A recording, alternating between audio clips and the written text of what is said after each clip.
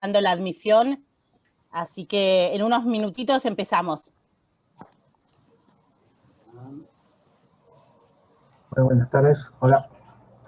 Hola, ¿qué tal? Hola, Ceci.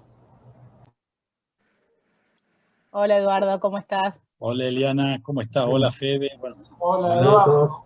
conozco a varios aquí, así que hola, Enrique, qué gusto verte. Hola, Nico. Nico Paloberti, está en Indianápolis. Nico! Hola, andan Nico. todos? Claro, hay tanta gente que conozco que uno no sabe, Virginia, en fin. Listo, ya está. Bajemos los costos de transacción. Somos 29. Hola, Nico. ¿Qué tal, Enrique? ¿Cómo andás? Bien, acá encerrado como todo el mundo. Sí. ¿Estás en Indianápolis, Nico? Sí, en Indianápolis, sí. Buenísimo. Bueno, ya creo que entraron todos. Hay 2 personas más en sala de espera, Fede. Sí, mira vos. Bien. Gracias por avisarme. ¿Qué tal, Virginia? ¿Volviste? Hola, Fede. Sí, ya estoy acá. Bueno, de cuarentena. claro. Hola. Hola, Ine. ¿Cómo están? ¿Cómo estás? Bien, bien. Somos todos medio amigos acá, así que de un lado o del otro se conocen más o menos todos, me parece. Bueno, yo voy a empezar una mini agradecimiento justamente no solo a los oradores, que ahora los voy a presentar más formalmente. Bueno, acá Federico y yo de la Fundación Instituto David Hume organizamos esta charla. Bueno, primero agradecerle a Jimena, a Enrique y a Álvaro, que ahora voy a hacer las presentaciones más formales. Tenemos más en la sala de espera, Fede, te aviso, porque a mí me aparecen. Yo soy el encargado, soy el operador acá. Pero bueno, antes de empezar con la cuestión formal, también agradecerles a todos los asistentes, porque bueno, justamente es una ocasión de mucha alegría para nosotros reencontrarnos por esta vía con amigos y colegas que siempre generalmente compartimos actividades de la fundación, pero también, bueno, de la facultad, de University Women's Club. Tengo varias amigas socias del club que, bueno, ellas cuando escuchen mi parte ya van a haber escuchado porque el año pasado presenté algo parecido en el club. Bueno, colegas y ayudantes y amigos y bueno, nada, muchísimas gracias por todos por estar acá y por este interés en nuestra actividad. Bueno, si querés, Fede, no sé si querés decir algo y ya si no arrancamos con las presentaciones formales. Las presentaciones, ya estamos todos. Bueno, básicamente la idea hoy es contarles un poco, los 4 que vamos a hablar, sobre unos papers que escribimos para un Hume Companion que organizó la Universidad Francisco Marroquín de Guatemala. La convocatoria, si no recuerdo mal, fue en el 2018. Este libro salió este año recién y justo cuando nos lo estaban por enviar por correo empezó la cuarentena, con lo cual no sé si Jimena, Álvaro y Enrique han tenido el gusto de ver el tomo editado, pero yo todavía no lo recibí. Solo que lo hemos visto virtual. Sí está en Amazon para la venta y se puede... ¿Estás ahí? Eli. Quedó como congelada. Sí, quedó... cortó la conexión, por lo visto. ¿Se le cortó? Va a tener que entrar y salir. Va a tener que salir. Seguramente va a tener que entrar y salir, sí. Porque cuando quedas así... A lo mejor no se enteró.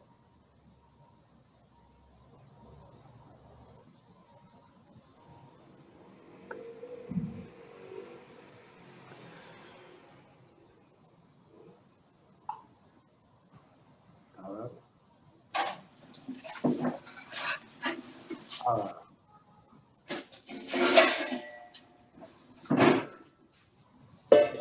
Bueno. Mientras Eli está volviendo, Bueno, aquí estoy. No sé, sí, aquí entré.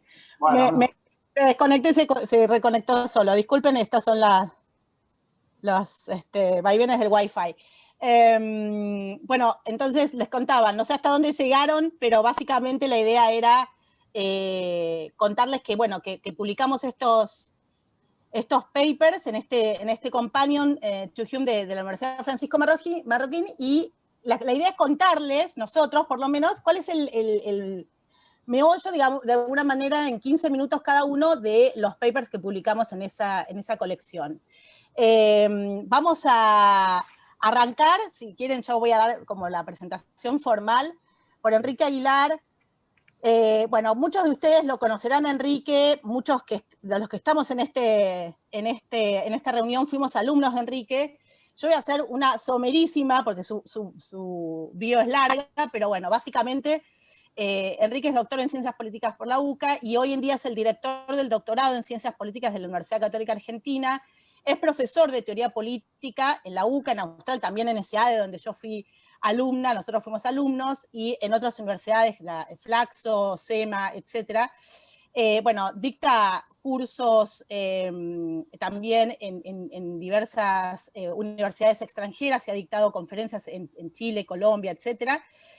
Bueno, es miembro del Consejo de Redacción de la revista Criterio, también de otras revistas como Analecta Política en Colombia, también en la Sociedad Argentina de Análisis Político, y bueno, es colaborador en diarios, también lo leerán habitualmente en diarios de Argentina y España, y él ha escrito varias obras, muchos trabajos, algunas de las más reconocidas son Nación y Estado en el Pensamiento de Ortega y Gasset y Alexis de Tocqueville, una lectura introductoria. Pero más allá de toda esta intro formal, lo que puedo decir como exalumna de Enrique es que es un placer ser alumno de Enrique, es un gran erudito, el que no tuvo oportunidad de escucharlo hasta ahora, hoy va a tener la oportunidad. Y bueno, y Enrique publicó en esta colección un paper llamado David Hume y el problema del contrato original. Así que si te parece bien, Enrique, comenzar con tu presentación, estamos atentos. Bueno, muchas gracias. ¿Me escuchan bien? Sí, perfecto. Sí. Bueno, muchas gracias, Liana, Federico, a la Fundación. Casi después de esta presentación preferiría irme porque no voy a estar a la altura, pero bueno, como tenemos muy poco tiempo, 15 minutos, quiero contar de qué trata mi trabajo. Ciertamente yo no soy un especialista en Hume, de manera que cuando me convocó la Universidad Marroquín para sumar un capítulo de este libro me sorprendí bastante, pedí unos días para pensarlo y se me ocurrió que algo que podría interesar era analizar con un poquito de detenimiento la crítica de Hume al contractualismo. Se sabe, todo el mundo sabe que Hume fue un severo crítico del contractualismo. Sin embargo, esa expresión dicha de esta manera se complica un poco, o se vuelve un poco más compleja de discernir cuando uno empieza a analizar los argumentos bastante sofisticados y de alguna manera la intención subyacente a esos argumentos que se pueden ver en los textos que Hume despliega sobre esta cuestión, que son fundamentalmente dos ensayos, uno sobre el origen del gobierno y otro que se llama de contrato original, y algunas páginas del Tratado de la Naturaleza Humana. Ahora, al ponerme a indagar con detenimiento y comprender algunas de las sutilezas que están en esos argumentos, me di cuenta que podría ser conveniente primero en el capítulo recordar, hacer una especie de recorrido muy rápido de cuál es la propuesta de Locke, a la cual de alguna manera estarían fundamentalmente dirigidos los dardos de Hume, sobre todo en el ensayo del contrato original. Y acá sí el interés era incluso más concreto de mi parte, porque yo tengo para mí que también las lecturas apresuradas de Locke, las lecturas de manual, por ejemplo, las que se suelen dar en los cursos de grado en las universidades, etcétera, un poco forzadas por el tiempo, impiden apreciar también la sutileza, la sofisticación de un argumento que no es excesivamente fácil, y que se vuelve incluso más complejo cuando uno lo contrasta con el de Hume. Así que mi propuesta es primero, en 3-5 minutos cuanto más, reseñarles el argumento de Locke, sobre todo a la luz de los capítulos 7, 8 y 9 del segundo tratado sobre el gobierno civil, y después pasar a Hume, también reseñando su argumentación. 3 o 4 cosas quisiera recordar de Locke. La primera tiene que ver con la afirmación de la sociabilidad natural del hombre. Locke no niega que el hombre no sea naturalmente social, y prácticamente recoge el argumento aristotélico de que Dios ha dotado a los hombres de comprensión y de lenguaje para permanecer en un medio en el cual, sea por necesidad, sea por conveniencia, sea por inclinación, había sido creado. Y como consecuencia de esa sociabilidad natural, el hombre se reúne en diversos grados de comunidad que se van sucediendo, pero ninguno de esos grados de comunidad son suficientes, individualmente considerados o en conjunto, para ser tenidos por una sociedad política. Es decir, para ser una comunidad primigenia y saltar de ahí a ser una comunidad política, hace falta, sí, un salto que no está, obviamente, en el argumento aristotélico-tomista, digamos, que es el pacto. ¿En qué consiste el pacto lockeano? Bueno, esto es otra cuestión que es interesante tenerla en cuenta después para contrastar con Hume. El pacto lockeano consiste en el hecho de que una serie de individuos resuelven en un momento poner en manos de la comunidad, en esa sociedad primordial o primigenia de grupos familiares, 2 atributos, 2 poderes. El primero es el poder de preservar la propiedad, y la palabra propiedad en Locke, recuerden ustedes que engloba la vida, la libertad y las posesiones. Entonces, pongo en manos de la comunidad ese poder, pero lo pongo parcialmente, es decir, en la medida en que, so far forth, dice Locke, en la medida en que mi propia preservación y la de la comunidad lo requieran. Y el otro poder que pongo en manos de la comunidad es el poder de castigar los atropellos contra la ley natural, salvo en casos de legítima defensa, que eso está analizado en el capítulo 3 del segundo tratado. Bueno, entonces, a partir de esa entrega, que se efectiviza al acordar unirnos en sociedad política, surge esta sociedad como consecuencia de este pacto, que es un pacto entre nosotros, es un pacto entre individuos, y que es el único pacto al cual alude Locke estrictamente.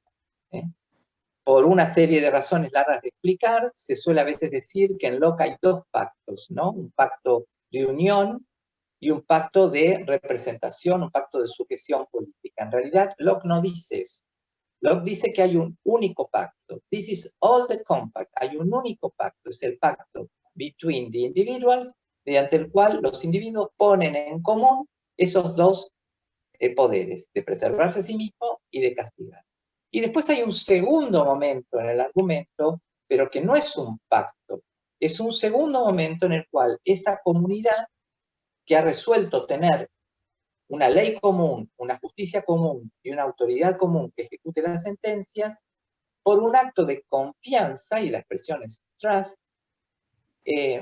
confía justamente al gobierno y fundamentalmente a su rama más importante, que es el legislativo, el ejercicio de las atribuciones del gobierno.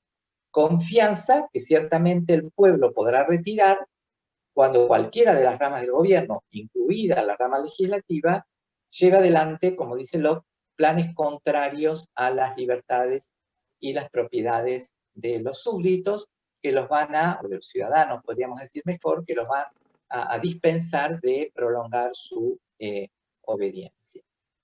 En toda esta argumentación que se despliega de nuevo entre los capítulos 7, 8 y 9, Locke distingue, por un lado, una especie de edad dorada que precedió a los tiempos, como él dice, en que la codicia, la concupiscencia, lo que él llama con una expresión latina, el amor celeratus avendi, el deseo exagerado de posesión, de acumulación, corrompen a los hombres, Y una vez desaparecida esa edad dorada, es cuando la necesidad del gobierno se había puesto imperativa. ¿Existió? ¿Hay ejemplos concretos de ese pacto? Bueno, sí y no. Locke cita algunos ejemplos históricos de posibles gobiernos surgidos como consecuencia de este acto de consentimiento, pero en última instancia a mí me da la impresión de que esa discusión no le importa tanto a Locke. Él es consciente de que de que los orígenes de los gobiernos fueron siempre anteriores a los documentos, y por lo tanto es muy difícil saber hasta qué punto podemos dar fehacientemente pruebas, testimonios de este origen. Además, en última instancia, daría la impresión de que no es la preocupación de su obra. La preocupación de Locke me parece que es mucho más normativa.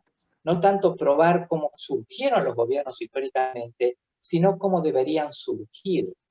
Y para ilustrar esto traigo a colación una frase del mismo Locke, que me parece clave, del capítulo 8, a veces desatendida, que es cuando Locke dice que en definitiva todos los argumentos tendientes a demostrar cómo han sido las cosas en vez de cómo deberían ser, no tienen gran fuerza, ¿no? O sea, no tienen gran fuerza, no tienen gran autoridad los argumentos que tienen a demostrar cómo las cosas han sido, a cómo deberían ser. Lo cual daría razón a algunos intérpretes, como Bobbio, por ejemplo, que consideran que en realidad el propósito de Locke es dar una fundamentación moral acerca de cómo debería haber surgido un gobierno, y no tanto estar mostrando o dando pruebas fehacientes históricas de cómo surgieron. Si uno retiene esto, bueno, puede apreciar que algunos de los argumentos de Hume contra Locke son de alguna manera injustos, ¿no? Porque no sería el propósito de Locke, de nuevo, decir que las sociedades políticas surgieron por pacto, y mucho menos decir lo que surgieron así los gobiernos.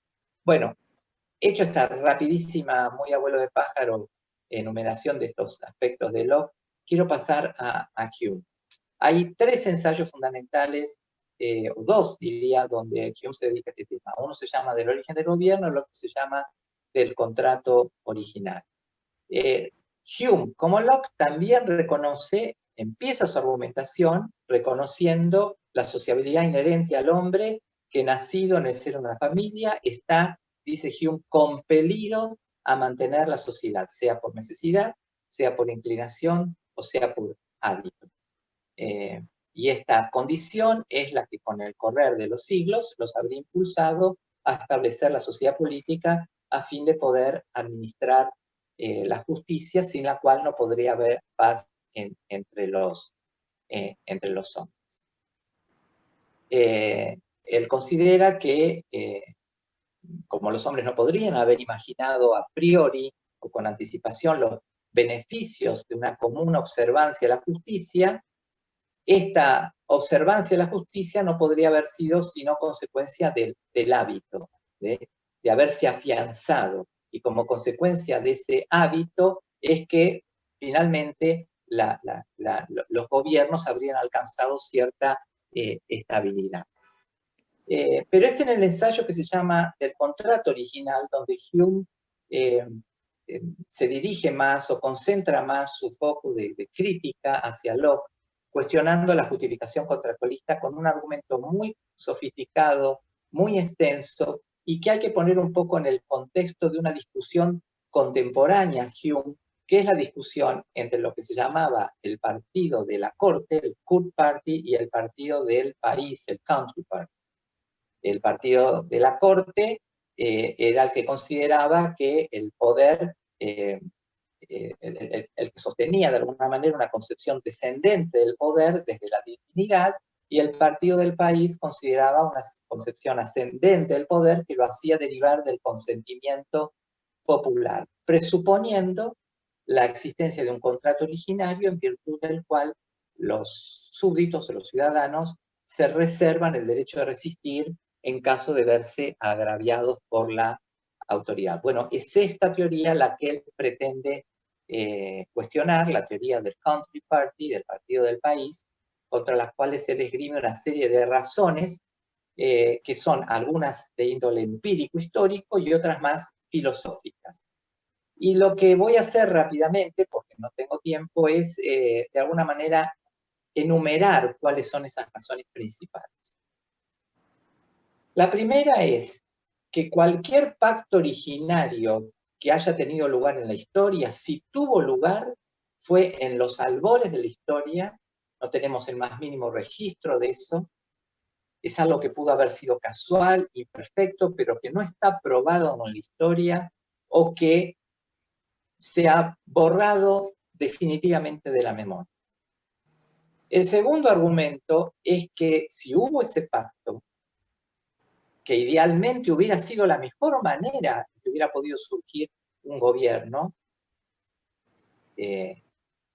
si hubo ese pacto, lo único que hubiera podido lograr es una lealtad efímera que nunca hubiera podido trascender de unas pocas generaciones.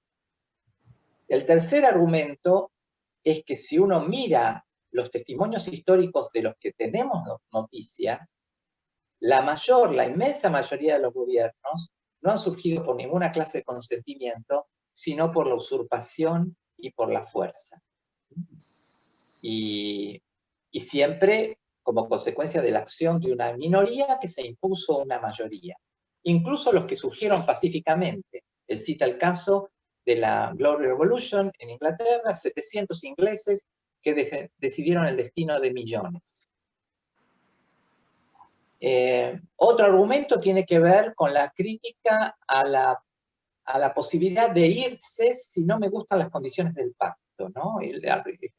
Tenemos tiempo de desarrollarlo, pero es muy interesante este argumento con respecto a la imposibilidad que tiene la mayoría de los hombres de abandonar su país cuando les plazca, o sea, como si realmente fuera un gesto voluntario, deliberado, consciente, permanecer en un país y no casi una imposición que tiene que ver hasta con mis propias limitaciones económicas para votar con los pies e irme a vivir a otro lado. Y con respecto a la argumentación más filosófica, si se quiere decir, si se quiere ponerlo así, el argumento sería que el deber de obediencia a la autoridad se fundamenta, al igual que la convención previa sobre el cumplimiento de las promesas, en las propias necesidades de la sociedad, es decir, en la utilidad de una práctica que es anterior a la formulación de esa práctica bajo la forma de una regla. Entonces, los gobiernos fueron siempre, en su mayoría, aquellos de los que tenemos testimonios históricos, el producto de la usurpación de la fuerza. Lo que pasa es que el paso del tiempo lo fue legitimando. Puede ocurrir a veces que un gobierno surgido de la fuerza y que fue respetando una cierta línea dinástica, a veces, por consecuencia de sus propias acciones, obliga al pueblo a tomar determinadas decisiones que alteren en defensa propia esa sucesión hereditaria. Ese había sido el caso de la Revolución Gloriosa. ¿Por qué la Revolución Gloriosa no había roto del todo con esa sucesión monárquica y con esa estabilidad de la vida política inglesa? Bueno, porque afortunadamente para Hume, ese régimen era un régimen mixto, había un componente aristocrático juntamente con un componente monárquico, y entonces la Constitución inglesa no se habría visto totalmente alterada en su estabilidad. Con lo cual, si se pudo apreciar esta última parte del argumento que acabo de reseñar, daría la impresión de que el argumento de Hume contra el contractualismo, precisamente contra Locke, es un argumento más bien político que teórico. Yo por lo menos lo interpreto así. La crítica de Hume al contractualismo no es tanto una crítica política, es una crítica, teórica, sino más bien política. ¿Por qué? Él lo que dice al final del texto sobre el contrato original es que, ya termino, es que en el año 1688 se podría haber justificado una doctrina como el contractualismo Pero medio siglo después, esa doctrina sería altamente peligrosa. O sea, si la doctrina contractualista había servido en su momento para enfrentar al absolutismo de Jacobo I, ¿no? En tiempos de la Revolución Gloriosa, dando inicio a una monarquía parlamentaria, ahora, 60 años después, cuando él está escribiendo este texto, resultaba imperativo revisarla y reemplazarla por una concepción más realista del poder político, que tuviera que ver con la posibilidad de defender la estabilidad de la vida política inglesa. Es como si Hume, y con esto cierro, hablando en buen romance, estuviera diciendo, no me vengan ahora, después de 60 años de estabilidad de vida política inglesa, con las teorías contractualistas que pueden alentar un cambio abrupto de gobierno, que es justamente lo que no necesitamos.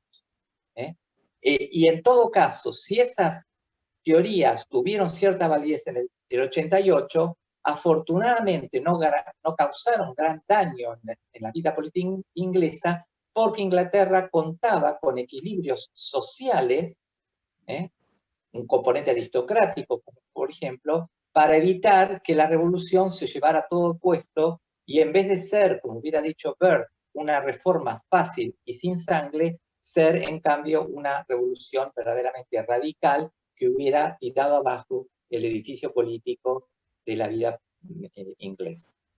Muchas gracias. Bueno, perdonen, fue un poquito desordenado, pero Sí, le quiero recordar a todos que está abierto el chat para hacer preguntas. Yo justo mientras te escuchaba quería hacerte una pregunta, pero para que la contestes cuando venga la ronda de preguntas, después de que hable Jimena, que hable Álvaro y que hable Diana. Pero te la adelanto ahora por si la querés preparar, y justo vos lo mencionaste en la última parte de tu charla, que es, claro, Hume también es visto como una especie de criptoconservador, y también si hay una relación entre Hume y Burke, porque así como Hume vos decís que dice que todo poder es usurpado, Burke también hablaba de la fuerza de los hechos, la prescripción como forma de adquisición del dominio y demás. Toda una relación, se puede dar una relación entre David Hume y Edmund Burke. Pero bueno, esto lo dejamos para después de la etapa de preguntas. Ahora vos, Eli, vas a presentar la Jimena. No, sí, estoy aquí. Sí, iba a presentar la Jimena. Bueno, Jimena Hurtado es profesora titular de la Facultad de Economía de la Universidad de los Andes. Ella nos va a hablar desde Colombia, así que es un gran gusto tenerla aquí. Ella se graduó de pregrado en Economía y Ciencia Política y de la maestría en Economía de la Universidad de los Andes. Obtuvo la maestría en Epistemología Económica de la Universidad de París I y el doctorado en Ciencias Económicas de la Universidad de París X. Es investigadora asociada del Centro de Investigación de Filosofía, Analyse de representación, bueno, se lo digo en castellano, análisis de representaciones económicas de la Universidad de París I, miembro del grupo de investigación en Historia, Pensamiento y Teoría Económica, avalado por Colciencias de la Universidad de los Andes y Nacional de Colombia, y también es coeditora del Journal of the History of Economic Thought y ha pertenecido a varios comités editoriales de revistas académicas internacionales.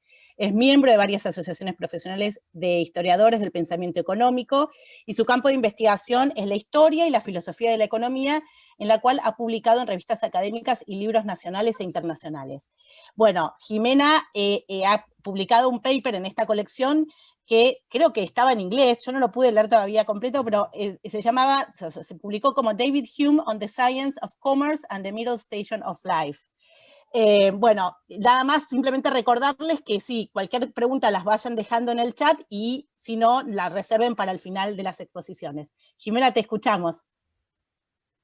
Muchas gracias a todos por venir y de pronto para los que están en la universidad, esto de poder ver gente y que la gente abra las cámaras me parece maravilloso. Muchas gracias por eso.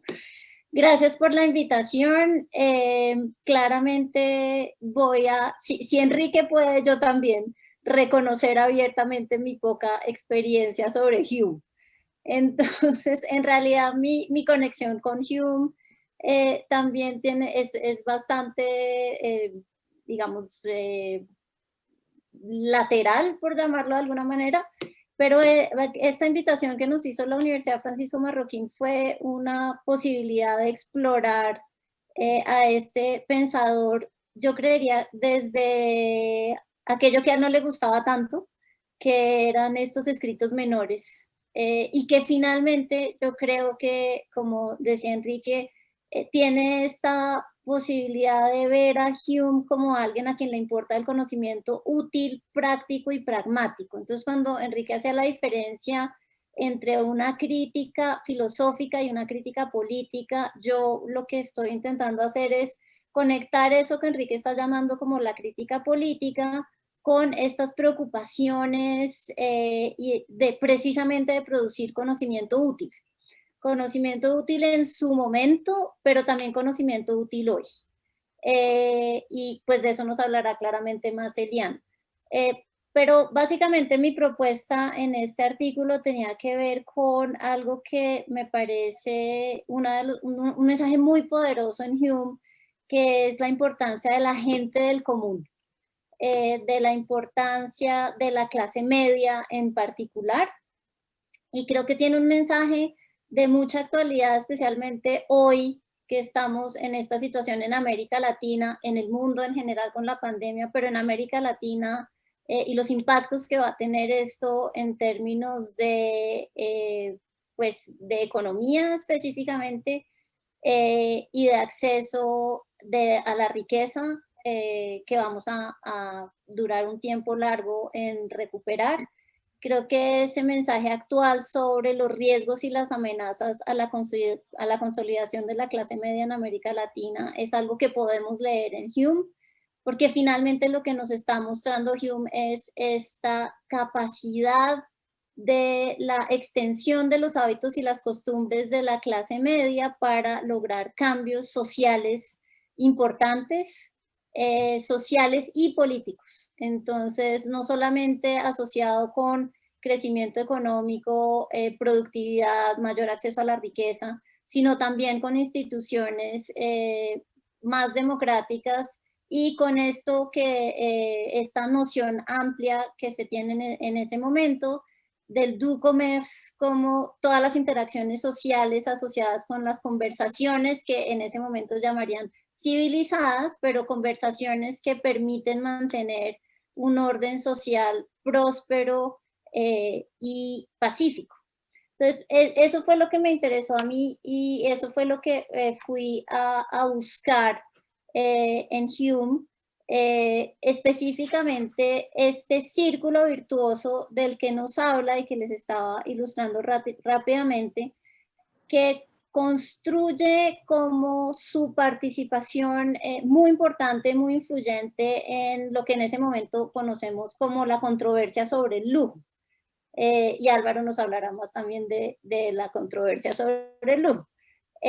Pero esa controversia sobre el lujo y el aporte que hace Hume en esa controversia a mí me parece particularmente interesante por dos cosas. Una de ellas es esta posibilidad de redefinir el lujo y la pobreza, no solamente la función del lujo dentro de la producción y dentro de la organización social, sino también la redefinición de la pobreza, que me parece muy poderosa y muy moderna en esos términos, de cómo la pobreza se constituye más bien como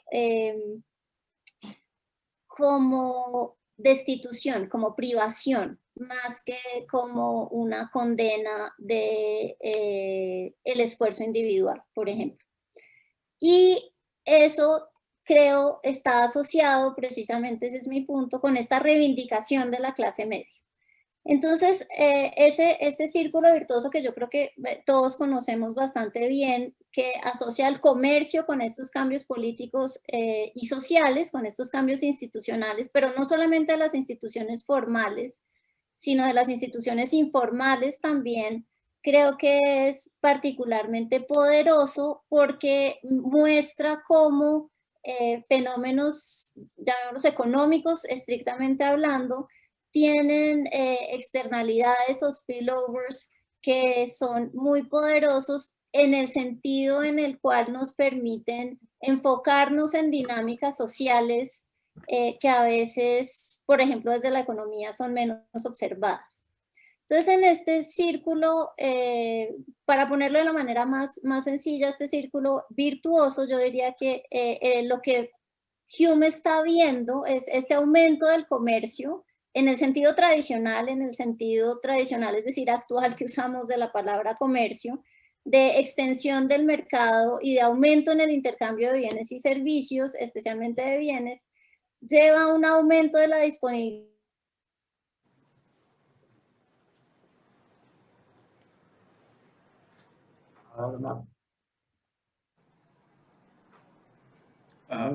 Me parece que se cortó. ¿Se cortó? Se ha cortado. Ella comentó que estaba con problemas de conexión, que si no se iba a volver a conectar con el celular. Si quieren, le esperamos un segundo, le aviso por WhatsApp. Sí, ella me está avisando. Se cortó.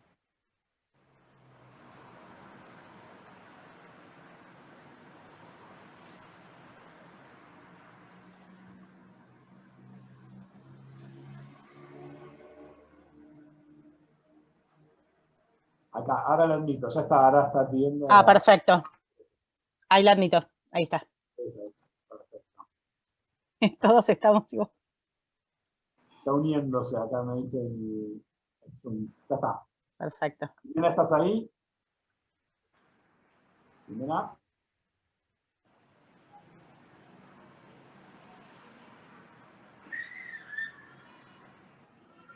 Hola. Ahora. Hola. ¿Cómo están? Yo había advertido que esto podía pasar. Sí. Y efectivamente se cayó la red, pero bueno, ya creo que aquí puedo volverlos a ver. Bueno, entonces sigo, a pesar de este corte, gracias por no irse. Entonces, básicamente es este aumento por la demanda de bienes y servicios hace que se aumente la demanda también por quienes los producen, por las artes y los oficios de nuevo y por las ciencias. Entonces hay una demanda por especialización y producción de tipos de bienes que antes no existían, sobre todo que no eran generalizados, que eran más bien consumos específicos de ciertas clases sociales, y lo que Hume muestra de manera clara y que le parece tan poderoso es precisamente esta posibilidad de que otros grupos sociales tengan acceso a esos bienes. Entonces, esta demanda por otro tipo de producción y que abre oportunidades para que otros grupos participen en la producción y en el mercado, entonces permite que aumenten los ingresos de esos profesionales, de los artistas, de los científicos, y se asocia con, por ejemplo, esto de la República de las Letras y con la interacción y el mercado de ideas también. Entonces estamos teniendo una extensión de la noción de comercio mismo.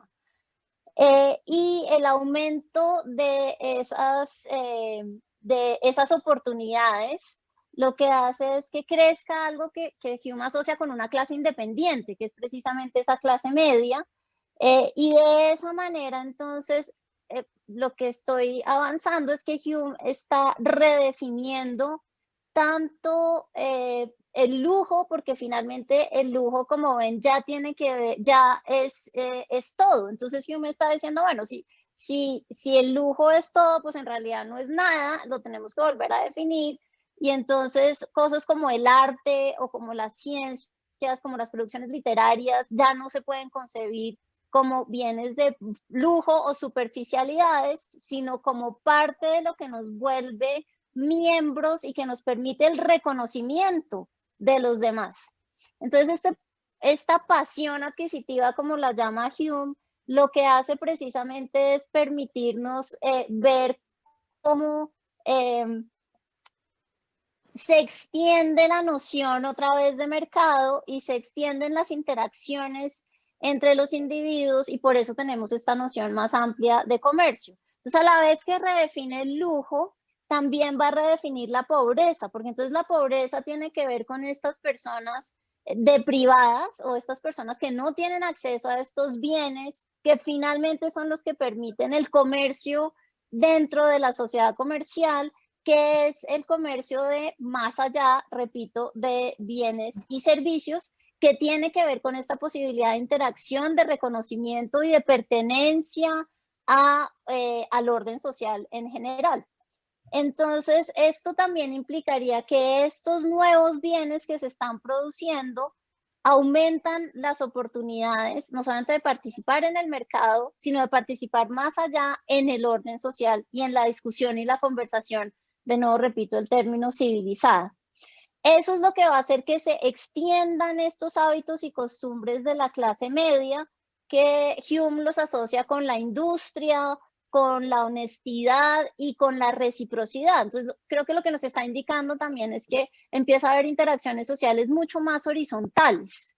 Ya las dependencias de otros y las relaciones verticales van a empezar a ser sustituidas por relaciones entre miembros de una clase media que se va extendiendo y que nos va cubriendo más, precisamente porque el otro pedazo de esto es, hay un aumento al acceso a la propiedad. Y ese aumento al acceso a la propiedad hace entonces que haya mayor independencia, en el sentido en que no dependemos de un señor para poder sobrevivir, no dependemos de la voluntad de otros cuando tenemos mayor acceso a la propiedad precisamente. Creo entonces que ese círculo, fíjense que empecé como en comercio, solo bienes y servicios, pero que me permite terminar con Hume en comercio como las interacciones sociales extendidas y en amplio, es lo que lleva al cambio institucional. Entonces, de nuevo, no es un cambio institucional diseñado y en ese sentido vendría también un pedazo como de lo que podríamos pensar, siguiendo a Enrique, del contractualismo, sino es un cambio que surge precisamente de las mismas interacciones sociales que se dieron gracias a la extensión del comercio, y esos cambios sociales y políticos lo que hacen entonces es la exigencia, llevan a la base de una forma de gobierno diferente, de una forma de gobierno que ya se ajusta menos a formas autoritarias o despóticas y que entonces también pueden implicar la presencia activa de ciudadanos en términos de exigencia y de necesidad de rendición de cuentas por parte de los gobernantes. Entonces, esta sociedad comercial de la que está hablando Hume, compuesta en su mayoría por una clase media, sería esta sociedad dinámica, esta sociedad capaz de producir bienes y servicios en todos los ámbitos y de nuevo más allá de esta interacción, de este intercambio tradicional que tenemos en la cabeza, que se vuelve una sociedad de extraños sociables. Ya nuestras relaciones interpersonales, que son estas relaciones de conversaciones y de comercio, dulce comercio, no son solamente estas relaciones jerárquicas, sino son estas relaciones y familiares, por ejemplo, y de dependencia o de servilismo, sino por el contrario, son relaciones entre individuos independientes, interconectados a través del comercio y del mercado. Entonces, básicamente, eso me parece que es aún hoy en día un mensaje muy poderoso en el sentido de la importancia de precisamente la consolidación de una clase media, no solamente por la producción de riqueza, sino también por precisamente los cambios institucionales formales e informales y en términos de exigencias de gobierno que implica la consolidación precisamente de este grupo social específico. Muchas gracias. Muchas gracias. Mientras te escuchaba, también me estaba acordando de la noción, no sé si vos lo trabajaste, pero me lo contestás después cuando venga la ronda de preguntas, la noción de virtudes burguesas de Gidry McCloskey, que claro, más o menos el término se explicaría, sería un ejemplo. Había una suerte de selección espontánea también de hábitos, de virtudes y demás, que se pueden después ir estandarizando y cristalizando en la sociedad y formar una nueva normativa, una nueva noción de justamente deber ser y demás, más dinámico. Pero bueno, eso lo hablamos después en la ronda de preguntas, pero si querés hablar de eso, mejor todavía. Bueno, Eliana, vos lo vas a presentar a Álvaro. Sí, lo iba a presentar a Álvaro. Bueno, Álvaro Berber de Viñuales es doctor en filosofía de la Universidad de Navarra, es máster en economía y ciencia política de SEADE, licenciado en filosofía de la Universidad Católica Argentina y profesor, bueno, y es, además, da clases, es profesor de historia de las ideas económicas y políticas y de filosofía en la Facultad de Ciencias Económicas de la Universidad Católica Argentina y miembro del Centro de Estudios en Economía y Cultura, dependiente de esa facultad. Es editor de la revista Cultura Económica. Esperen que está Jimena por ahí de nuevo en la sala de espera. Actualmente también realiza un proyecto de investigación para el CEOP, UNSTA, y es profesor de la Maestría en Economía y Ciencias Políticas de SEADE, de la Universidad Austral, y de la Escuela de Posgrado de la Facultad de Economía de la UBA.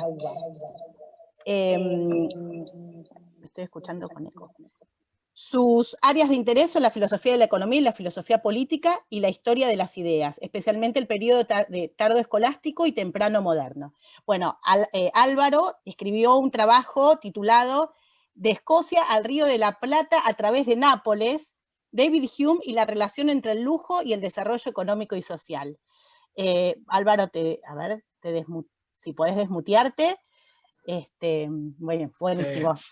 Bueno, muchas gracias. Bien, bueno, muchas gracias. Gracias a todos por estar. Tengo muchos grandes amigos aquí, así que bueno, muchas gracias a todos. Si no se escucha bien, les pido que alguno me haga alguna seña y aumento el volumen. Se escucha perfecto. Muy bien. Bueno, mi trabajo es un trabajo que mezcla elementos que podríamos llamar de filosofía social, filosofía política y económica con elementos de historia. Y está muy en línea con lo que habló hace un ratito Jimena. Es casi que el mío podría considerarse una especie de continuación de su trabajo, sobre todo de la segunda mitad de lo que ella expuso.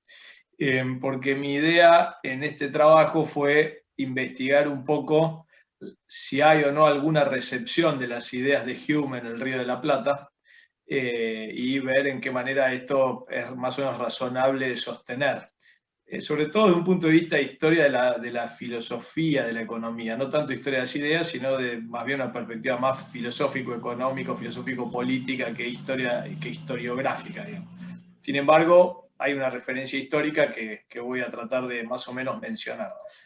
Entonces, digamos, lo que mencionaba Jimena sería como el punto de partida de lo que yo quisiera tomar, ¿no? Es decir, Hume tiene un aporte a la idea de lujo que es súper original para la época, y propone esta noción de lujo que no es solamente una cuestión meramente económica o comercial, sino que impacta de lleno en las instituciones y en la sociedad en cuanto a sociedad. Es decir, no es solamente que la idea de lujo es el motor del comercio, de la economía, que lo es, o de la producción, que lo es, sino, como decía ella, es la generadora de una profunda horizontalidad dentro de la sociedad, de profundas transformaciones en términos políticos y económicos. Ese ensayo de Hume está escrito, además de por el contenido, está escrito de un modo bastante particular. Ahora me voy un poco a la parte más técnica del ensayo. El ensayo, Hume lo plantea en las primeras páginas como un intento de mostrarse en un justo punto medio, entre dos extremos, los que odian el lujo, ahí probablemente está pensando en los jesuitas católicos de la Flecha y compañía, y en el otro extremo en Mandeville, a quien menciona expresamente como el tipo de lujo que él no quiere nombrar. Y en esa amplia avenida del medio es que desarrolla todo lo que creo que Jimena lo hizo excelente, y yo decía, ¿cómo voy a hablar de eso yo en 5 minutos? Ella lo dijo perfecto, así que asumo lo de ella como el punto original de mi trabajo. Solo mencionar, por una cuestión práctica mía, 3 tesis que ella las nombró, pero las remenciono porque me sirven para lo que viene después, que es, primero, que la idea del lujo tiene que ser buscada una especie de punto medio, si vale la expresión. Segundo, que este lujo trae progreso, pero progreso en todos los sentidos que Jimena mencionó antes, no solo en el sentido puramente comercial. Y que este progreso 3 derriba la organización social feudal, medieval, estamentaria, ahí se le puede poner el nombre que uno quiere, es decir, horizontaliza la relación social.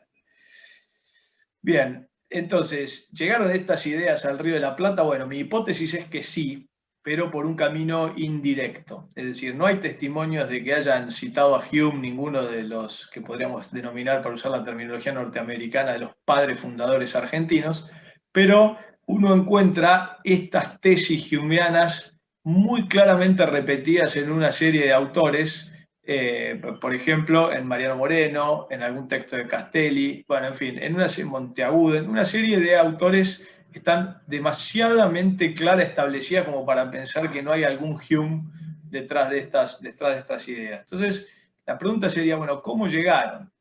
Bueno, la hipótesis que yo planteo en mi trabajo es que llegaron a través de un economista italiano que se llamó Antonio Genovesi, que es un miembro de la llamada Ilustración napolitana. Es un autor contemporáneo a Smith y a Hume, murió poco joven, lo único, 60 y pico de años, y es autor de una obra que se llama Las lecciones de comercio. Este Antonio Genovesi escribe esta obra en diálogo con Hume, es decir, es prácticamente el autor más citado en esa obra, pero tiene la característica que lo escribe en Nápoles, que era en ese momento corona española, ¿no?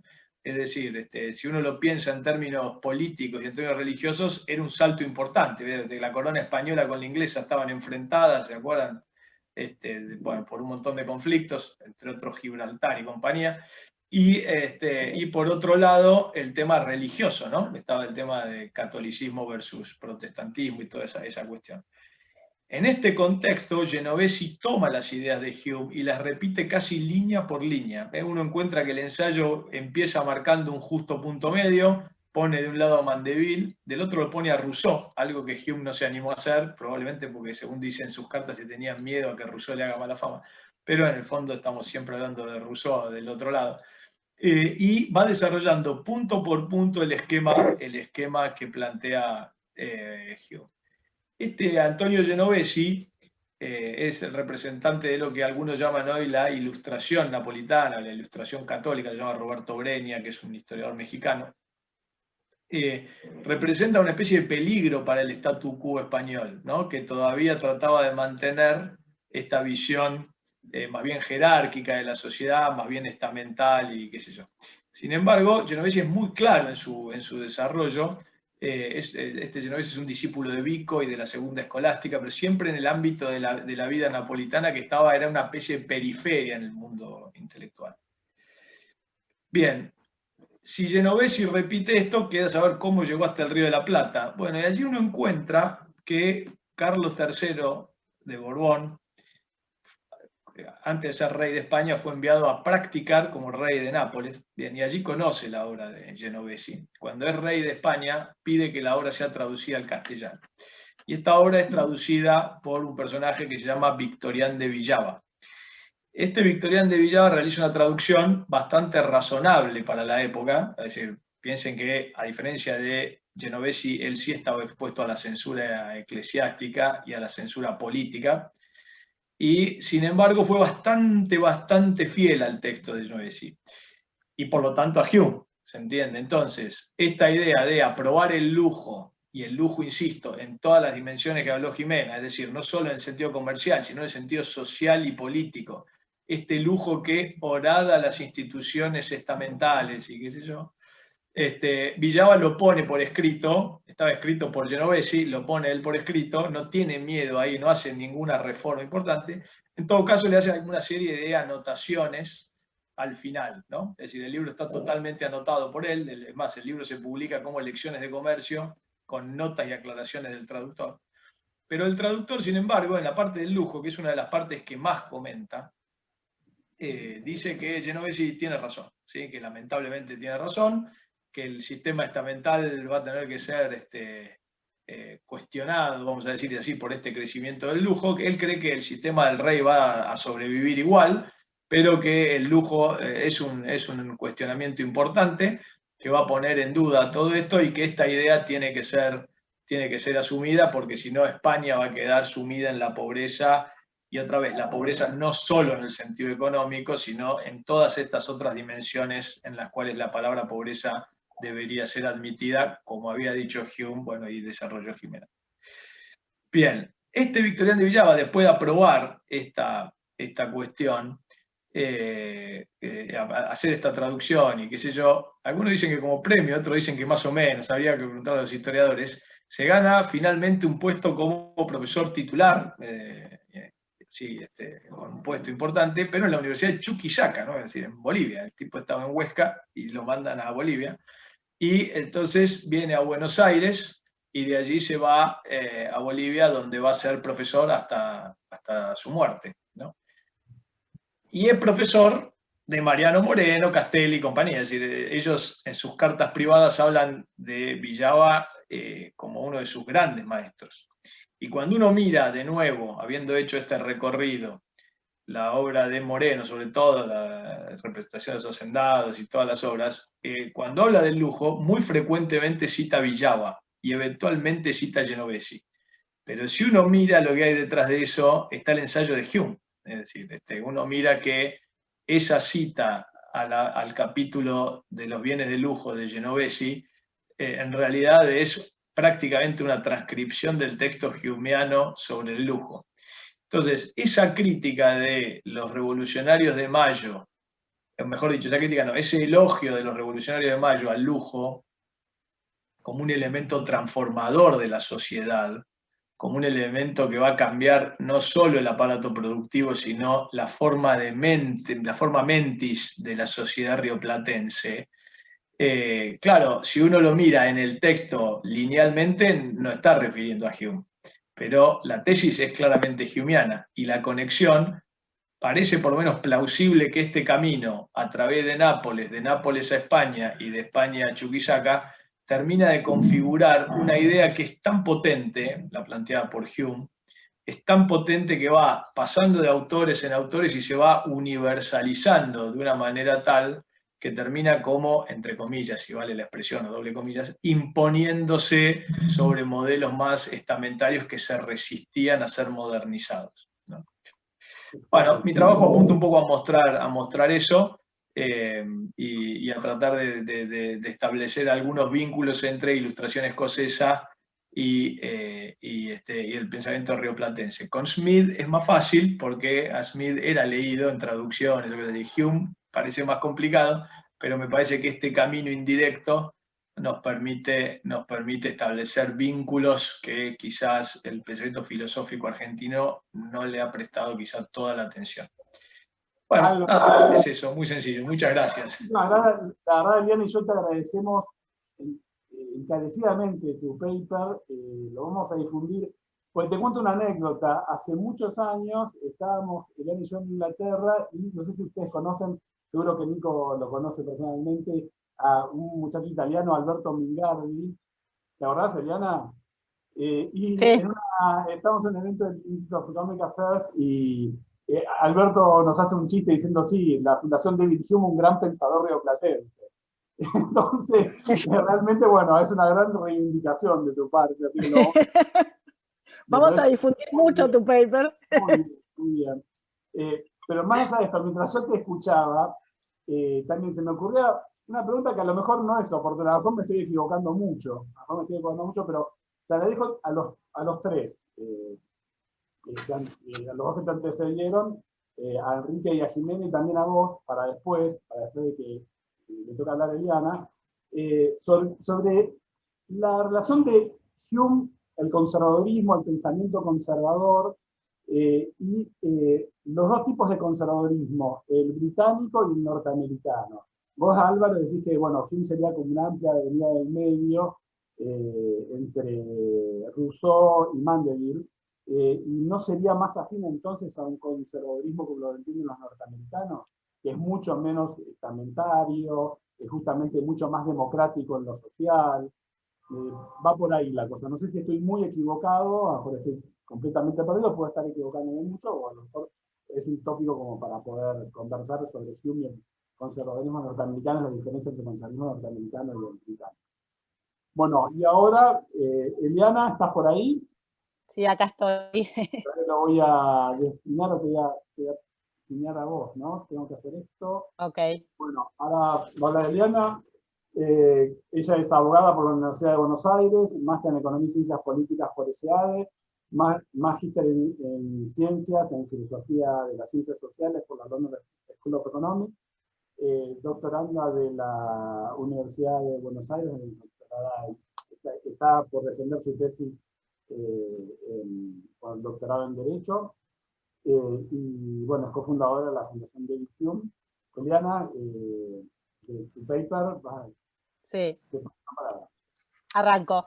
Bueno, mi paper se llama Hume Hoy, y fue un paper corto, de alguna manera, con algunas ideas también frente a la convocatoria, más allá de que, bueno, nuestra fundación se llama Fundación Instituto David Hume, nosotros no somos Hume Scholars formalmente, en el sentido de que no hemos dedicado toda nuestra obra a la exegética de la obra de Hume, sino que justamente tomamos siempre a Hume como una figura inspiradora, como una figura que realmente hasta el día de hoy su obra permite pensar un montón de ideas y un montón de nuevas teorías incluso sobre los fenómenos sociales, digamos, en el ámbito de la filosofía social, de las ciencias sociales en general. Entonces, bueno, este paper, que es corto, básicamente lo que intentaba era reseñar en el año 2018 el impacto de la figura y de la obra de Hume en el pensamiento actual, sobre todo en las ciencias sociales y en la filosofía social actual. Entonces, bueno, yo comienzo contando que, bueno, en el 2011 se habían cumplido los 300 años del nacimiento de David Hume, y a partir de esa celebración se hicieron un montón de congresos, seminarios, publicaciones, etcétera. Y entonces yo empiezo a citar algunos autores o artículos que salieron reseñando justamente la importancia de la figura de Hume. Por ejemplo, Millikan dice, bueno, en un artículo, mientras se conmemora su nacimiento de hace tantísimos años, todavía hoy se estudia la obra de David Hume. Y entonces empiezo a investigar, porque ya esta idea yo la tenía del gran impacto que hoy tiene Hume en muchísimos autores, pero bueno, empiezo a buscar de alguna manera cuál es la referencia que hacen, por ejemplo, la Stanford Encyclopedia of Philosophy, que muchos de nosotros la consultamos habitualmente, y en la Stanford Encyclopedia of Philosophy dice que es el filósofo de habla inglesa más importante, ¿no? Esta es como un poco el ambiente que había ya a partir del 2011. En el blog de la Enciclopedia Británica, su editor, Brian Dunningham, dice que David Hume es el filósofo más importante que escribió en inglés, así lo define, y también es uno de los mejores escritores en filosofía y ciencias en cualquier idioma. O sea, es el más importante en inglés y en todos los idiomas es uno de los mejores, digamos. Y él dice por qué, y él explica que produjo una descripción naturalista de la vida mental humana y de las relaciones sociales, que es notable por su amplitud y su minuciosidad, y que, bueno, más allá de los hitos, digamos, en la filosofía humeana, como la discusión sobre la inducción o la importancia de su pensamiento en la influencia en Kant, etc. Y otra de las cuestiones que él toca es, dice, bueno, durante el siglo XX, fue, digamos, más que cualquier otro filósofo, esto es lo que dice el editor de la Enciclopedia Británica, del blog de la Enciclopedia Británica, dice, más que cualquier otro filósofo, influyó notablemente en el espíritu y el tenor de la filosofía en inglés. ¿Por qué? Porque, bueno, su método, digamos, empírico, su mirada naturalista, antimetafísica, la idea analítica y el valor de la claridad y el rigor lógico influyó fuertemente en el pensamiento, digamos, filosófico anglosajón. Luego, me encuentro con que también a partir del 2011, yo no recuerdo, creo que era en el 2015, 2016, David Chambers y David Buquet, que son los directores del Centro de la Mente, Cerebro y Conciencia de la NYU, de la New York University, hicieron una encuesta. Todo esto para ponernos en el entorno de lo que está sucediendo en los últimos 10 años con Hume, ¿no? Hicieron una encuesta entre 2.500 filósofos, profesores y graduate students, y estudiantes de graduados de filosofía. Y la pregunta era, ¿con qué filósofo te identificás más? Y David Hume salió número 1 como favorito entre los 2.500 filósofos encuestados. Luego, también se da medio al mismo tiempo que James Harris, que es un profesor, que es el director del Departamento de Historia de la Filosofía del St. Andrews en Escocia, escribe una biografía enorme, digamos, muy completa de la obra y de la vida de Hume, que es como la primera que intenta abarcar todo.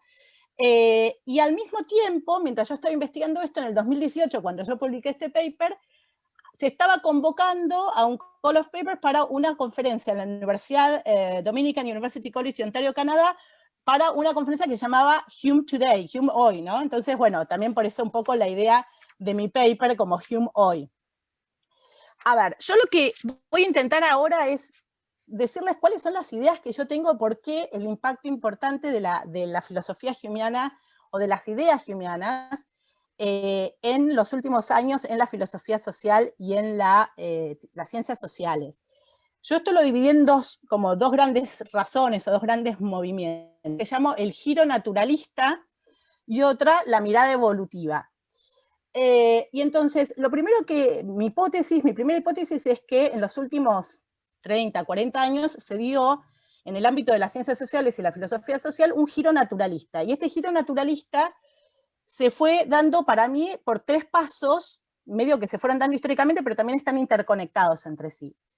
El primero es que empezó a haber un gran interés por parte de los científicos naturales, de los biólogos sobre todo, pero después de muchos otros científicos naturales, por ampliar el rango de estudio y dedicarse al comportamiento humano, a las comunidades humanas, no solo a la de los alimentos. Primero había un montón de papers que comparaban, ¿no?, las comunidades humanas con las comunidades animales y otros animales, digamos, pero luego estos biólogos empezaron a elaborar muchas teorías, incluso culturalistas, sobre normas o sobre instituciones sociales. Y se fueron como volcando no solo el estudio de la comunidad, sino también el estudio de la motivación de la acción individual por parte de los individuos humanos, digamos. Esto yo lo marco primeramente con la obra de Richard Dawkins, The Selfish Gene, el gen egoísta de 1976, su reedición de 1989, como un hito, no es que es el único ni mucho menos, pero él fue el primero que en un libro sobre, que explicaba de alguna manera el proceso de evolución biológica, y data una explicación digamos, de la unidad de evolución en el gen, bueno, incluye en ese mismo libro 2 capítulos, uno sobre la teoría de los memes, o las memes, según como quieran traducirlo al castellano, donde hace una analogía y donde explica el proceso de evolución cultural a partir de unidades mínimas que son los memes, que bueno, no me voy ahora a detener a explicar, pero básicamente provee una explicación de evolución cultural digamos, en paralelo a la evolución biológica y con la misma estructura similar, y provee otro capítulo dentro de ese mismo libro que trata la teoría de los juegos evolutiva, que era bastante nueva en ese momento, que después les voy a contar un poquito. Pero digamos, es un libro que para mí es de alguna manera un hito que después lo van a seguir muchísimos otros libros y muchísimos otros grupos de investigación que trabajan desde las ciencias naturales o desde la mirada biológica, los fenómenos sociales y culturales.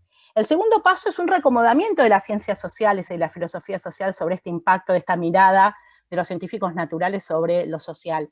Y entonces lo que se ve es que hay un montón de teorías bastante nuevas, digamos, de los últimos 30 a 40 años, que empiezan a incorporar todo el vocabulario o metafóricamente tratan de explicar los procesos digamos, culturales o sociales, o los fenómenos sociales, a partir del vocabulario de las ciencias naturales, ¿no? Entonces tenemos constantemente referencias, no sé, a las mutaciones, a la evolución, digamos, hay un vocabulario que se va incorporando, a veces literalmente, o sea, a veces, después esto lo voy a contar con la segunda parte cuando hablo de la mirada evolutiva, pero básicamente algunos autores incorporan explicaciones biologicistas a los fenómenos sociales o culturales, y otros no, otros siguen dando explicaciones sociales o culturales, pero con vocabulario o incorporando metáforas de evolución biológica.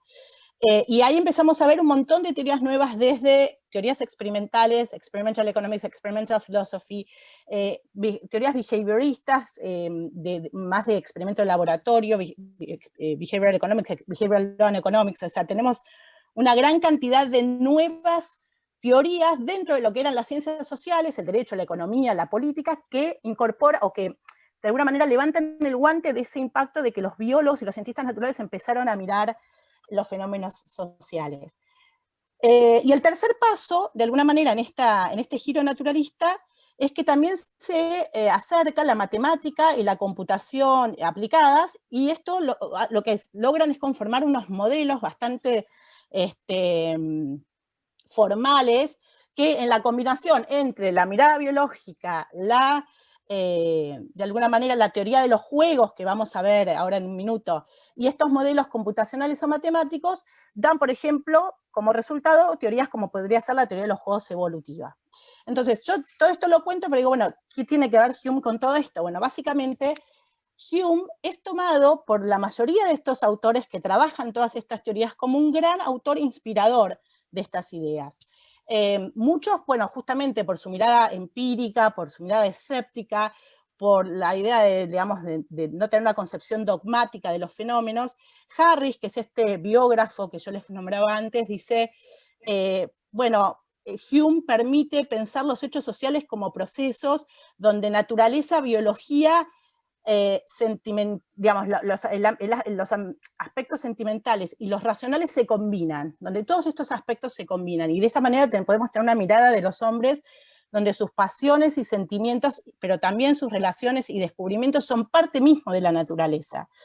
Y bueno, y luego toda esta cuestión que ya trató en parte, bueno, todos los que me antecedieron, porque no solo Enrique, sino Jimena y Álvaro también, esta idea de las instituciones como resultados no buscados de interacciones individuales, que está en casi todos los escoceses, pero está también en Hume. Por ejemplo, vemos el impacto fuerte en todo lo que es la psicología moral. Bueno, Harry justamente dice que Hume en este ámbito es una especie de profeta, donde él plantea la interfaz entre filosofía, psicología y ciencias cognitivas, que hoy trabajan muchísimos autores, y yo acá voy a nombrar solo algunos autores que citan a Hume, que por supuesto son solo una muestra. Ojo, no todos están de acuerdo en todo lo que dice Hume, muchos discuten, algunos o lo citan solo para tomarlo de inspirador y después siguen con sus teorías, pero Daniel Kahneman en Thinking Fast and Slow lo cita Hume, Daniel Dennett, que dice que es uno de sus filósofos preferidos, lo cita constantemente. Este Peter Millikan, que yo les decía, que escribió un artículo que se llama Hume y las ciencias cognitivas de la Royal Society en Inglaterra. Vernon Smith, constantemente, es otro premio de economía que hace Experimental Economics junto a Daniel Kahneman, ganó el premio de economía, también lo cita a Hume como uno de sus grandes inspiradores. Entonces, dentro del giro naturalista, Hume es como de alguna manera la figura que a muchos pensadores actuales o teóricos actuales lo inspiran.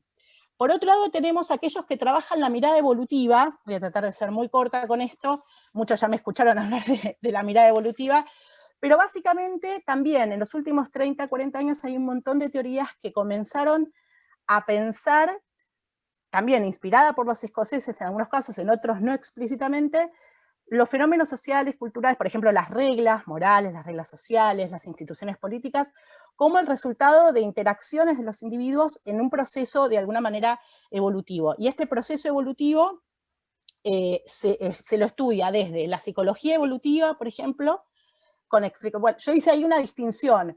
Básicamente yo divido estas escuelas de mirada evolutiva en tres grupos. Las que dan fundamentos biologicistas de las instituciones y reglas sociales, que básicamente explican a estas instituciones y reglas sociales como estrategias sofisticadas de supervivencia, pero biológica.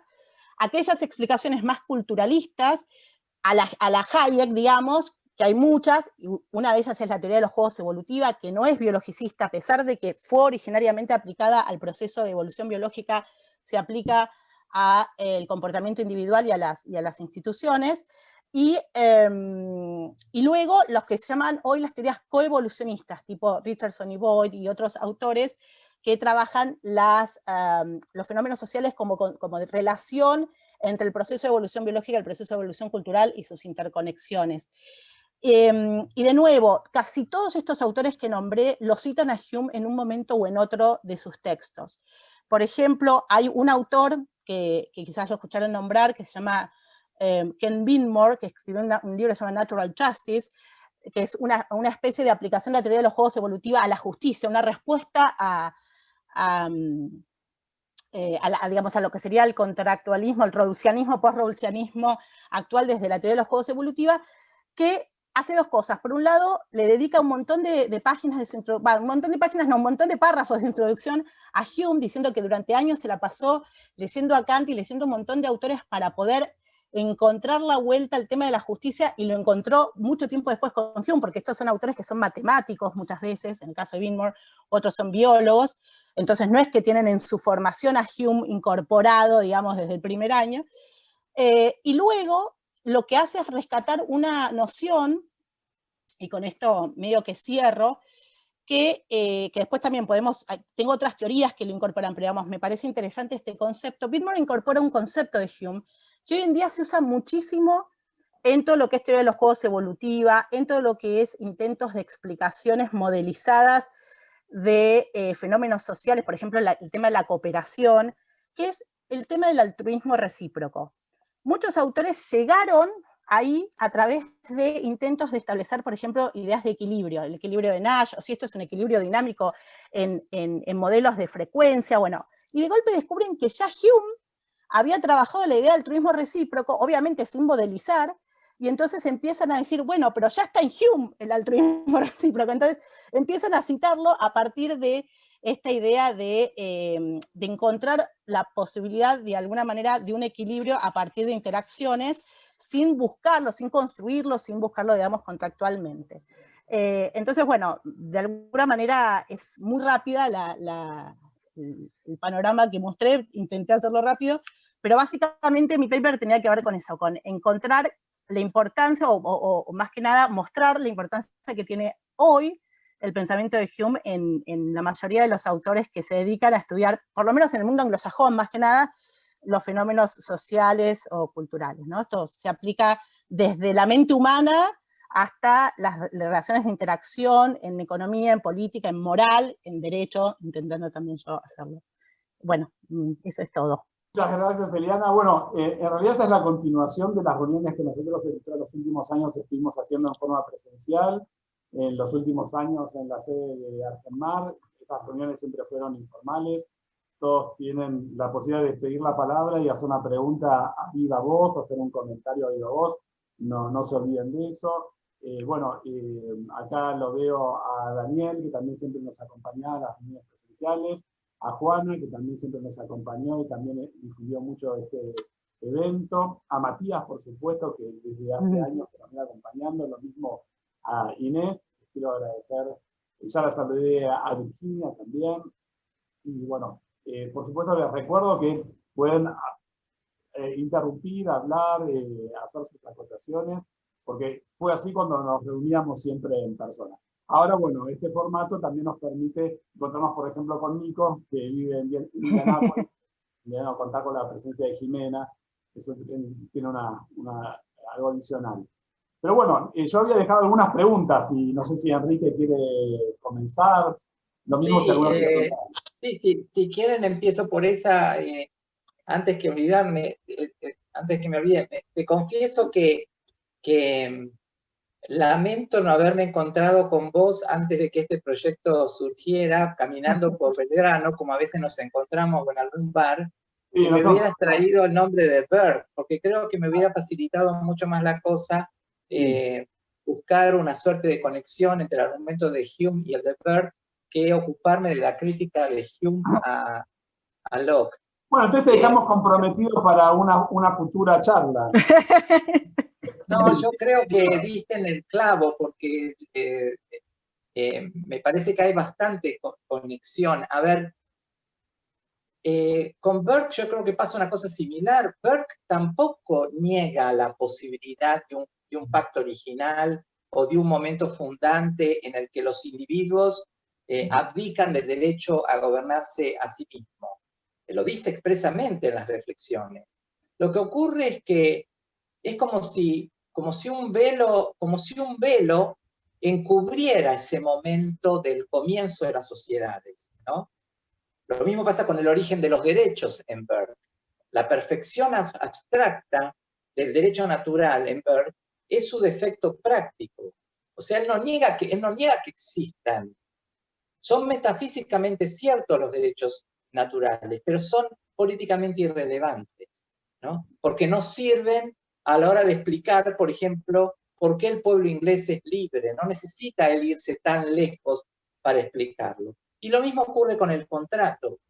Ni el contrato original, ni los derechos naturales pueden servir, diríamos así, de estándar de corrección de la vida civilizada, ¿no? hay un argumento de Burke, les robo un minuto, que a mí me gusta mucho contar, que es la metáfora de la refractación. Él dice que, así como un rayo de luz, al impactar en un medio denso, pierde esa dirección original y se refracta, lo mismo pasa con el origen de los derechos. Los derechos naturales universales, al impactar en un medio denso, que es la historia de cada nación, rompen esa dirección y empiezan a cobrar otra vida. Entonces, a la hora de contar el origen de los derechos, él se siente más cómodo a partir de esa zona intermedia, de esa zona de lo que él mismo llamaba, como Constant después, los principios intermedios. Entonces, la raíz de la legitimidad, en realidad, en Burke, como en Hume después, no es el contrato, sino la prescripción.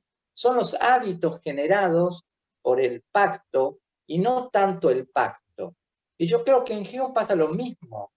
Hume dice, si por pacto, si por contrato original vamos a entender algo que pudo haber pasado quién sabe cuándo, en esos bosques o desiertos, cuando voluntariamente unos hombres se reunieron entre iguales y camaradas y de alguna manera constituyeron un gobierno, bueno, si se quiere llamar a eso contrato, ya se le llame, está bien, eso fue un contrato, hecho por consentimiento. El problema de él, y acá hay un trabajo muy iluminador de Alberto Damiani sobre este punto, como decía yo, es mucho más político que teórico, porque el problema de él, lo que le molesta a él, es que los filósofos, cuando defienden el contrato, no se contentan con afirmar que así surgieron los gobiernos en su primera infancia, sino que lo que sostienen es que todavía hoy, en sociedades civilizadas, no existe más fundamento que ese.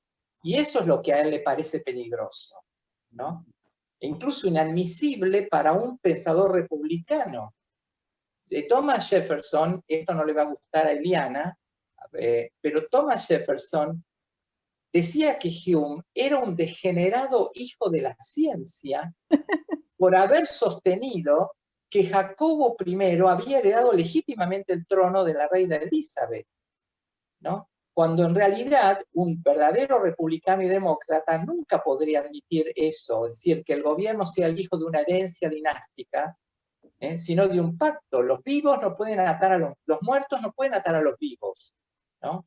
Bueno, eso es lo que está diciendo Hume, que los muertos atan a los vivos, porque el verdadero contrato, como Burke también lo diría, no es un contrato intrageneracional, sino un contrato intergeneracional, entre los muertos, los vivos y las generaciones venideras. Y en ese contrato los muertos no son padres fundadores, son testigos silenciosos de nuestros actos. Bueno, ese argumento más de índole burkeana, yo creo que Hume lo aceptaría. Lo que pasa es que no, como de nuevo, no soy un Hume scholar, no sé cuántas citas hace, hasta qué punto Burke leyó a Hume.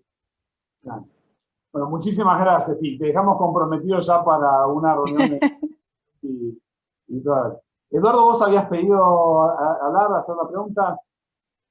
No, era una pequeña reflexión y una pregunta de Eliana, ¿no? John Rawls dice que cualquier teoría de la justicia tiene que confrontar con el utilitarismo. Y mi impresión es que cualquier filósofo, cuando discute con la ciencia, tiene que confrontar con Hume. Esa es mi impresión, porque casi siempre que hablo con una persona formada en ciencia y que ha dado algunos pasos en filosofía, bueno, le gusta Hume, que yo encuentro muy justificado, ¿no? Así que quería una opinión de eso respecto de Eliana. Y también, respecto a Enrique, desde el lado de teoría de la justicia, la distinción, por ejemplo, Locke, Hume es fuerte, porque en Hume la idea es que el derecho se justifica como una teoría de las ventajas mutuas, ¿no? Y ahí, por ejemplo, hoy tendrías a Buchanan, o tendrías a Gautier, o toda una tradición que a mí me gusta bastante, ¿no?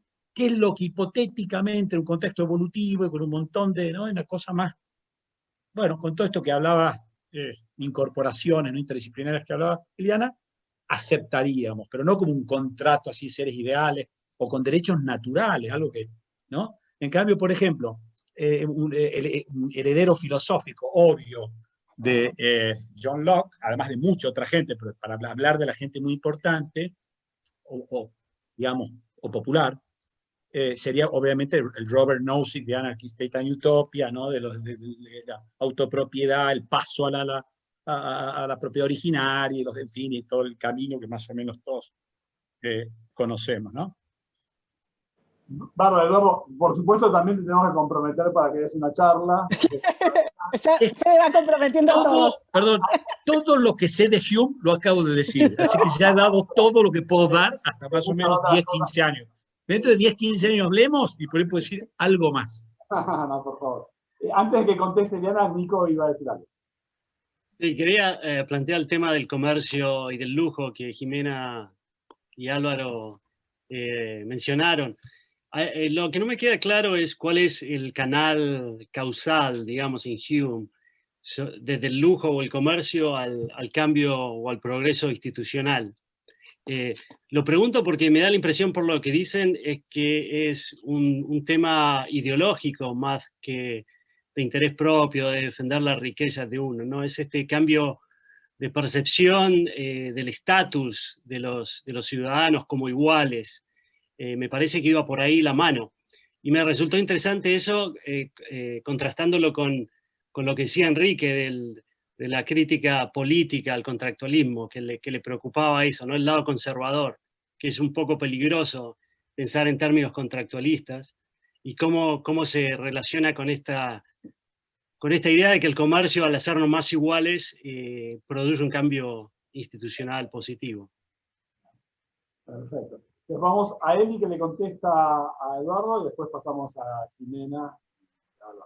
A ver, no sé si entendí bien la pregunta, Edu, pero creo que lo que vos decís que es, hoy toda persona que tenga algún sesgo o intente hacer ciencia o algo parecido en el ámbito social tiene que dar cuenta de Hume, yo siento lo mismo, o sea, es como un paso obligado, por eso hacía alusión yo a que, aunque sea para criticarlo, o para decir por qué no están de acuerdo, o por qué se equivocó cuando habló de tal cosa, me parece que lo que creo que fue como increíble en Hume es hablar de temas que hoy son súper actuales, como el tema de la mente, de alguna manera, de la relación entre razón y sentidos.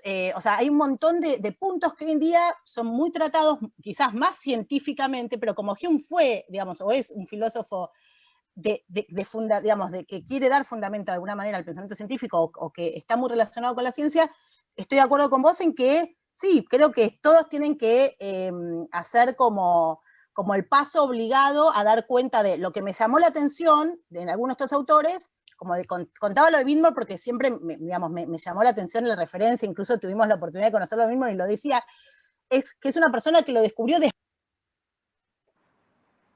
Te muteaste. Está muteada. Toqué algo sin querer. No, digo que lo que decía de Widmer, lo que me llamó la atención, y por eso lo cito siempre, es que es un autor que lo descubrió como después, o sea, ya había el tipo escrito un montón de teoría de juegos evolutiva, o estaba en eso, más desde el lugar matemático, cuando dice, pero todavía no encontraba la vuelta y encontró el fundamento más filosófico en Hume. Después él siguió, ¿no?, con su teoría, pero digo, creo que sí, que en ese sentido, por lo menos hasta ahora sigue siendo como un paso obligado. Como decís vos, todos los revolucionarios tienen que dar alguna respuesta a los utilitaristas, bueno, todos los que quieren hacer algo de modelización o cuestión más científica en las ciencias sociales, es como que tienen que pasar por lo menos,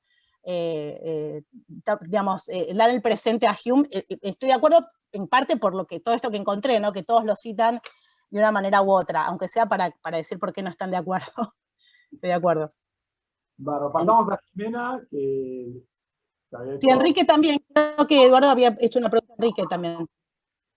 No, yo lo miro un comentario de decir que si uno tiene que marcar filiaciones, digamos, de pensamiento filosófico jurídico o de filosofía política en la parte que se corresponde, que es una parte con teoría de la justicia, bueno, uno diría, hay una diferencia filosófica porque el fundamento de los derechos, por ejemplo, en Hume, está el beneficio mutuo, ¿no? La teoría de las ventajas mutuas, que después se puede organizar más como un argumento, si se quiere, más de tipo utilitarista, no racionalista, no, digo, no a la venta, o puede encontrar otro camino de tipo más contractualista, pero que reelabora una convención porque es útil, pero no porque hay derechos naturales, como sería en Buchanan, o más interesante desde el punto de vista así, más a la Hume me parece a mí todavía, de Vygotsky u otros, ¿no? Que van por esa línea. En cambio, si lo querés ver por el lado de John Locke, si querés ver a Locke, al heredero actual, por ejemplo, bueno, es una teoría no del derecho natural, pero de los derechos naturales, ¿no? Donde hay otros supuestos filosóficos mucho más exigentes. Bueno, tenés que empezar un poco, como decía Hume, ¿no? La gente tiene derechos, hay cosas que no se les puede hacer. Ese comienzo de Anarchy State and Utopia es muy tremendo, porque uno esperaría que fuese el final de una teoría. Quiero decir, el heredero moderno de Locke es Nozick, y los herederos modernos en filosofía y teoría de la justicia son gente como Buchanan, Gautier, gente distinta.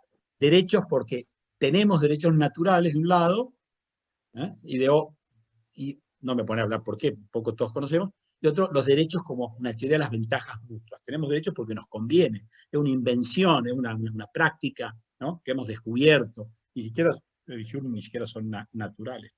Pero no era, quiero decir, estoy muy de acuerdo con Enrique, y es consistente un poco con lo que decía Enrique, ¿no? La dimensión más pragmática en la política, y acá una dimensión como más pragmática en los derechos. Así que no es tanto una pregunta, era lo único que sé de Hume, así que no puedo hablar más por los próximos 10 años.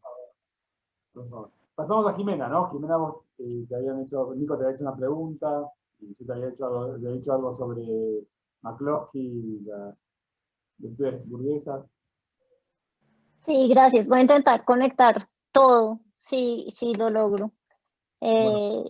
Y sacar información de economista y pensar en flechas, efectivamente. Entonces, en el pensar en flechas creo que efectivamente hay esta relación entre comercio y lujo. La redefinición de lujo implica la posibilidad de tener precisamente este mayor acceso a la propiedad. Yo creo que eso es esencial. El mayor acceso a la propiedad, el mayor acceso a oportunidades en términos de desarrollos profesionales, de desarrollos asociados con la provisión de bienes sobre el mercado. Y esa provisión de bienes sobre el mercado precisamente tiene que ver con estas otras formas de especialización que antes no existían o no estaban abiertas para lo que efectivamente Hume está llamando the middle station of life. Entonces, en ese sentido, creo que hay una conexión clara entre un aumento de la demanda y entonces aquí es que va a empezar a meter cosas como lo que dice Mandeville, por ejemplo.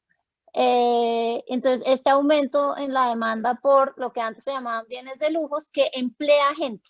Y esa es una de las cosas que efectivamente Hume va a destacar. Esto genera mayor nivel de empleo. Y ese mayor nivel de empleo significa mayor acceso a riqueza a través de la participación en el mercado. El mayor acceso a la riqueza implica mayor acceso a propiedad. Entonces se genera un mercado inclusive pues, de propiedades de varios estilos y la propiedad está asociada con independencia política. Y de ahí, creo yo, vienen estos cambios, esta demanda por cambios institucionales. Ahora bien, obviamente eso tiene que ver con lo que efectivamente McCloskey identifica con las virtudes burguesas y en el sentido también de la privatización de la virtud. La industria, la honestidad, la reciprocidad asociada con estas relaciones más horizontales implica que entonces la realización, esto del flourishing de la humanidad se hace, del ser humano, se hace en ámbitos privados, en interacciones sociales mediadas por mercado. Y eso creo que es como también la posibilidad de avanzar el interés propio, ¿cierto? Entonces yo avanzo el interés propio en estas relaciones horizontales con los demás que sencillamente están enmarcadas dentro de un marco regulatorio, pero no están mediadas por la autoridad. Y eso me parece que es un cambio institucional que Hume trae a colación, que es muy importante. Y que nos está diciendo que hay un cambio en el sistema de incentivos, que obviamente entonces hace que esto del interés propio y por lo tanto el reconocimiento dentro de estas relaciones horizontales sean cada vez más importantes. Entonces creo que eso es, y aquí es con lo que estaba empezando con lo del conocimiento útil, práctico y pragmático, creo que también es un llamado hacia dónde nos deberíamos dirigir. Entonces, y voy a traer a colación como otros dos, ya habían mencionado a Hayek, pero voy a traer a Keynes también, en sus artículos de ¿por qué no soy un conservador? Del uno, y del otro diciendo, ¿soy un liberal? En esos dos artículos creo que hay una cosa en común que es muy poderosa, y es lo que estoy identificando con un proyecto político o un proyecto de sociedad, que es efectivamente hay unas instituciones que han probado su valía, pero la diferencia, digamos, importante en las posiciones de estos dos, que es lo que yo estoy viendo en Hume, seguramente con una mirada retrospectiva, no es solamente decir que queremos el cambio o que nos interesa el cambio, sino cuál es el cambio más deseable, cuál es el cambio más conveniente. Y yo creo que Hume sí está tomando una posición muy clara sobre cuál es el cambio social y político que considera más conveniente. No solamente está dando cuenta, no solamente está prestando testimonio sobre cambios sociales que está viendo en este momento, en su época, que además son apenas incipientes y realmente se van a ver después, sino que está diciendo, aquí hay un cambio que deberíamos promover. Entonces, en ese sentido, creo que inclusive hay campo para la acción política entendida de esta manera y auspiciada por las relaciones que está promoviendo el mercado y esto del due commerce. O sea, que mencionaste a Hayek, Hayek sí, en Constitution of Liberty dice expresamente que para que una democracia pueda prosperar necesita un gran caudal de ciudadanos que tengan independencia de medios, que se entronca bastante con tu propia posición. Así es. Álvaro, ¿vos querías comentar algo? Yo entroncando muy brevemente, lo último que decía Jimena con la pregunta de Nicolás. Yo, digamos, complicado saber, para mí por lo menos, qué es Hume puro, ¿no? Pero me parece que hay una lectura posible cuando uno mete a Hume, filósofo político, con el Hume historiador. Me parece que en Hume hay una tensión entre lo que vos decís, de esta especie de interés propio, mejorar, etcétera, con la cultura que puede adormecer esto un poco. Es decir, me parece que cuando uno ve estas obras humeanas más políticas con las históricas, me parece que Hume dice, me parece, es una interpretación, pero en todo caso Genovesi y toda la línea latinoamericana lo va a leer un poco en esta clave, que ciertos diseños institucionales pueden ralentizar, no digo frenar, pero pueden ralentizar la fuerza del interés propio. Entonces, una religión que dice que el lujo es malo no va a frenar la búsqueda del lujo, pero la va a demorar, ¿sí? Una moral que diga hay que buscar el lujo a la Mandeville tampoco va a ser positiva. A la larga la gente se va a acomodar, porque se va a dar cuenta que Mandeville no es tan bueno, pero no sé si es tan positiva. Por lo menos la lectura de Genovesi y de toda esta línea va muy en esa línea. De hecho, Genovesi cita a Hume también en la historia de Inglaterra, ¿no? Entonces, está esta tensión entre el Hume más que describe cómo es, esta idea del interés, el tema del self-love, el selfishness, toda esta parte del egoísmo, pero después está este hombre que metido en la historia vive en un contexto cultural, donde ese contexto cultural amortigua, vamos a decir, no quiero decir frenar porque para Hume me parece que no es frenar, pero amortigua este punto, ¿no? Entonces, cuando Genovesi dice hay que fomentar el lujo, no está diciendo hay que crear el deseo de lujo. Lo que dice, eso está ahí, pero está frenado por todas estas estructuras hispánico-italianas dando vueltas que frenan este movimiento, que creo que es lo que no está pasando en ningún lugar. Es una tendencia natural del ser humano de ir por el progreso, el lujo, más que incentivarlo, remover los obstáculos que lo frenan, lo frenan su desarrollo. Eli, ¿vos querés decir algo? Enrique, ¿también? No, simplemente si quería alguno, Enrique, o querían hacer alguna conclusión, o... No, O bueno, sea, alguno... No, que me pareció muy interesante esto que acaba de decir Álvaro también, de cómo en Hume, o sea, es un pensador que me parece que no es tan fácil de encasillar, como suele ocurrir con los grandes autores, ¿no? Que a veces forzadamente los encasillamos o los ascribimos necesariamente a una tradición intelectual, y a veces hay matices. Yo creo, de nuevo, no soy un especialista en Hume, pero yo creo que en Hume incluso hasta uno puede encontrar algunos guiños republicanos. Creo no equivocarme, por ejemplo, cuando recuerdo que una de las pocas diferencias que tenía Hume con Smith era, por ejemplo, que Adam Smith era partidario de los ejércitos profesionales, mientras que Hume era partidario de las milicias. Y el argumento pro-milicia es un argumento republicano, tendiente a conservar ciertas virtudes marciales que pudieran mantener algún apego al país en un mundo, el de las emergentes sociedades comerciales, donde el miedo a la indiferencia ciudadana empezaba a aparecer. Basta leer a otro importante escocés como Adam Ferguson, la historia de la sociedad civil de Ferguson. Todos los últimos capítulos están dedicados a eso justamente, al hecho de que si el común de la gente se va a dedicar solamente a los negocios, ¿quién se va a ocupar de la política si no solamente la corrupción, ¿no? O los peores. Y yo creo que en Hume hay un poquito de eso también. El tema de la cuestión del ejército me parece que es un punto clave. Sí, súper interesante. Y bueno, toda la conexión con los otros escoceses y demás es para hacer un congreso directamente. Pero bueno, la verdad es que es súper interesante todas las ideas que trajeron Enrique, Álvaro y Jimena.